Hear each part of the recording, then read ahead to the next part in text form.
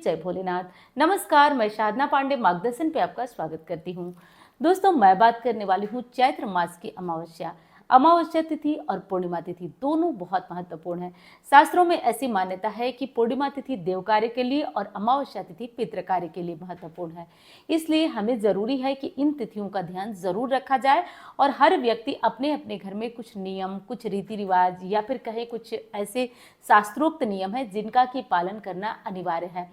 तो अब देखिए दोस्तों, जो मैं बात कर रही हूँ वो कर रही हूँ चैत्र महीने की अमावस्या। तो चैत्र महीने की जो अमावस्या है वो दोस्तों सोमवार को पड़ रही है। अब सोमवार को पड़ने से इसका प्रभाव, इसका महत्व हमें और अधिक बढ़कर मिलेगा। तो वैसे ही अमावस्या महत्वपूर्ण होती है और जब इसका प्रभाव सोमवार यानी कि चंद्रमा से जुड़ा हुआ वार भी है सोमवार, तो ये और अधिक महत्वपूर्ण हो गए। तो आज की ये जो वीडियो है इसमें जानेंगे हम कुछ विशेष उपाय, साथ साथ पितरों को खुश करने के लिए, प्रसन्न करने के लिए क्या करना चाहिए हमें। और जैसा कि ये सदियों से चली आ रही एक परंपरा है कि हर सुहागिन महिला जब सोमवार के दिन अमावस्या पड़ती है तो वो पीपल वृक्ष की परिक्रमा, फेरी इत्यादि लगाती हैं और इससे उनका अखंड सौभाग्य बढ़ता है। तो वो सब कैसे और किस समय करना है, बस यही सारी महत्वपूर्ण बातें हम जानेंगे आज के वीडियो में। तो दोस्तों, सबसे पहले तो हम जान लेते हैं कि अमावस्या तिथि कब समाप्त हो रही है और कब प्रारंभ हो रही है। अमावस्या 8 अप्रैल को तड़के 3:11 से शुरू हो जाएगी, यानी सुबह सुबह शुरू हो रही है अमावस्या, और 8 अप्रैल को ही रात को 11:50 पर समाप्त हो जाएगी। तो ऐसे में दोस्तों, बिना किसी संदेह के हमारी जो सोमवती अमावस्या है वो पड़ रही है 8 अप्रैल को। 8 अप्रैल और इस दिन है सोमवार। तो 8 अप्रैल सोमवार का दिन है, बहुत विशेष दिन है। इस दिन हम कुछ विशेष नियम करेंगे और सोमवती अमावस्या पर इन नियमों को करना हर किसी के लिए बहुत ज़रूरी है। तो चलिए दोस्तों, अब मैं एक एक करके सूक्ष्म से सूक्ष्म बातें आपको बताने का प्रयास करती हूँ। उम्मीद करती हूँ ये वीडियो आपके लिए बहुत अधिक ज्ञानवर्धक होगा। सबसे पहली चीज़ जान लेते हैं कि अब अमावस्या तिथि जो है वो 8 तारीख को है और 9 से शुरू हो रहे हैं हमारे नवरात्रि, यानी चैत्र प्रतिपदा जो है वो 9 अप्रैल को शुरू हो रहा है।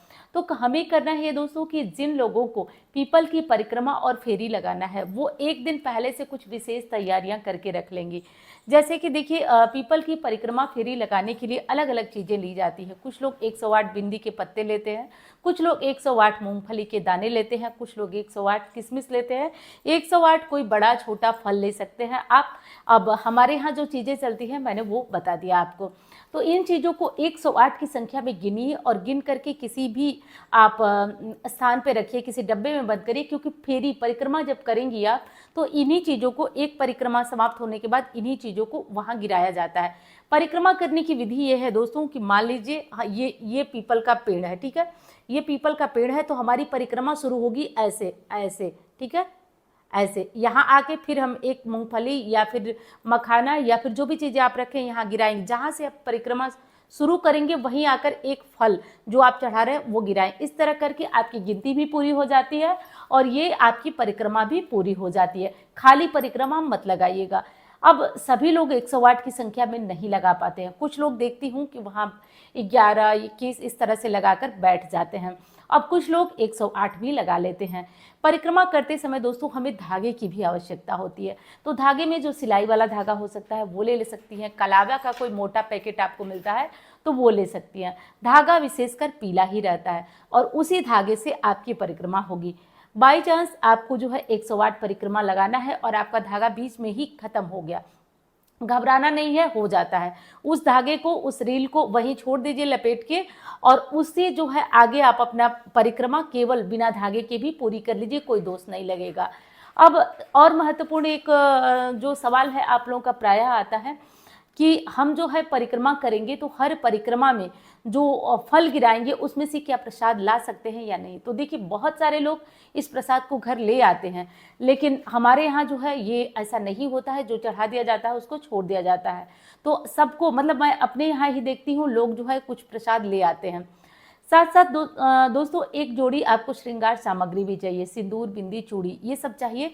और वहाँ पे बनाने के लिए सोना धोबन बनाया जाता है तो थोड़ा आइपन चाहिए। आइपन क्या होता है, आप चावल का आटा ले सकते हैं और उसमें थोड़ा सा हल्दी डाल लीजिए, या फिर नहीं चावल का आटा मिलता है तो आप जो है गेहूं का आटा या फिर कुछ भी साफ चीज़ें ले लीजिए, बेसन भी ले सकते हैं आप। गेहूं का आटा नहीं है तो बेसन में भी थोड़ी हल्दी मिला सकते हैं, साफ आपको लेना है। वैसे तो ऐपन का नियम चावल के आटे से ही होता है।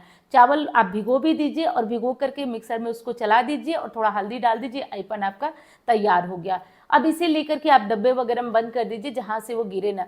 इतनी सामग्रियाँ ले लीजिए, एक लोटा ले लीजिए जल चढ़ाने के लिए, और लेकर आप कहीं भी पीपल के पास चले जाइए। देखिए वैसे तो विकल्प है, आप तुलसी जी के पास भी ये पूजा कर सकते हैं, लेकिन होता है ना कि किसी चीज़ का पीपल में थोड़ा सा और देवी देवताओं का वास होता है, और शास्त्र जो मानता है वो यही मानता है कि पीपल में ही परिक्रमा फेरी करना चाहिए। बाकी विकल्प तो हम तुलसी माता की पूजा से भी कर सकते हैं। ऐसी कोई मजबूरी है कि आप कहीं नहीं जा सकते तो कर लीजिएगा, तुलसी के पास भी परिक्रमा और फेरी को कर लेना है। उसके साथ आपको एक चीज़ और कर लेना है दोस्तों, आज के दिन रुई का स्पर्श नहीं किया जाता है, रुई से कोई भी बाती वगैरह नहीं जलाया जाता। अब कुछ लोग इस बात को मानते हैं और कुछ नहीं मानते हैं, तो ये जो है आप अपनी परंपरा देख लीजिए। बाकी सोमवती अमावस्या में पूजा पाठ करने वाले को उस दिन रुई का स्पर्श नहीं करना होता है, रुई के गद्दे पे भी नहीं सोना होता है। तो अब देखिए इसमें टोटल अपनी अपनी मान्यताएं शामिल होती हैं, इसलिए बहुत कुछ इस बारे में कह नहीं सकते। अगर ऐसा कोई नियम है तो आप लोग देख लीजिएगा। बाकी उस दिन कलावे की बाती जलाई जाती है पीपल वृक्ष के पास। सबसे पहले कलावे की बाती जो है जला लेंगे, उसके बाद जो पीपल को एक लोटा जल समर्पित करेंगे, और जो भोग प्रसाद ले गए हैं आप फल वगैरह वो चढ़ा दीजिए, जो श्रृंगार सामग्रियां हैं उससे चढ़ा दीजिए। चढ़ाई हुई श्रृंगार सामग्रियों को आप ले आइए और किसी को दान कीजिए, उसमें से कुछ एक चीज़ आप निकाल कर अपने को रख सकते हैं। ये सामग्री आप ब्राह्मण को दान करें तो सबसे बेहतर होता है। वैसे तो आप अपनी ननद बुआ इन सब लोगों को भी दे सकती हैं, लेकिन अगर ब्राह्मण को करें तो ज़्यादा अच्छा होता है। इसके साथ कुछ सीधा अनाज, आटा, दाल, चावल ये सब चीज़ें भी ज़रूर रखी जाती है, और इन्हें भी दान अवश्य किया जाता है। इस तरह से करके जो सोमवती अमावस्या होती है इसकी परिक्रमा फेरी 108 बार लगा लीजिएगा। अब जो लोग 108 नहीं लगा पाते हैं वो जितना मन हो उतना लगाइए। बाई चांस जो है आपका धागा बच जा रहा है और आपकी परिक्रमा पूरी है तो आप धागा को काटेंगी नहीं, आप धागे को वहीं रील को या फिर जैसा कलावा है आप वहीं पेड़ में लगा देंगी। कभी भी धागे को काटिए नहीं, काटना बिल्कुल भी नहीं चाहिए, ये चीज़ ध्यान रखिए। और परिक्रमा करते समय जब आप अपने धागे से शुरुआत करेंगे तो भी आपको ये ध्यान रखना है कि धागे को बांधना नहीं है, उसी में फंसा दीजिए, दूसरों के धागे में या पेड़ में कैसे भी फंसा दीजिए, धागे को आपको बांधना नहीं है, बांध के नहीं परिक्रमा शुरू की जाती है। ये चीज़ हमें ध्यान ज़रूर करना है। अब रही बात व्रत की, तो देखिए कुछ लोग इसमें व्रत की मान्यता रखते हैं और कुछ नहीं व्रत रखते हैं।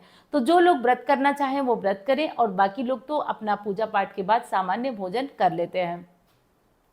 तो इस तरह से करके दोस्तों सोमवती अमावस्या हमारी पूर्ण होती है।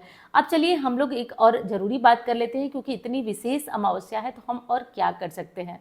दोस्तों आज किसी भी शिवलिंग पे जाकर के आपको काले तिल जौ से महादेव को ज़रूर समर्पित करना है। ऐसा करके और प्रार्थना करना है कि हमारे पितरों की सद्गति हो। आज अमावस्या है इसलिए कुछ दान जरूर करिएगा, जैसा कि मैंने बताया। और सोमवती अमावस्या है तो ये अमावस्या और विशेष है। जिन लोगों की चंद्रमा पीड़ित है, कुंडली में किसी भी तरह से परेशानी है, जानते हैं कि चंद्रमा पीड़ित है, तो ऐसे में आप लोग महादेव को दूध जरूर समर्पित करें। ऐसे सब छोटे छोटे उपाय हैं, लेकिन इनको निरंतर जीवन में करते रहने से दोस्तों चमत्कार हो जाता है।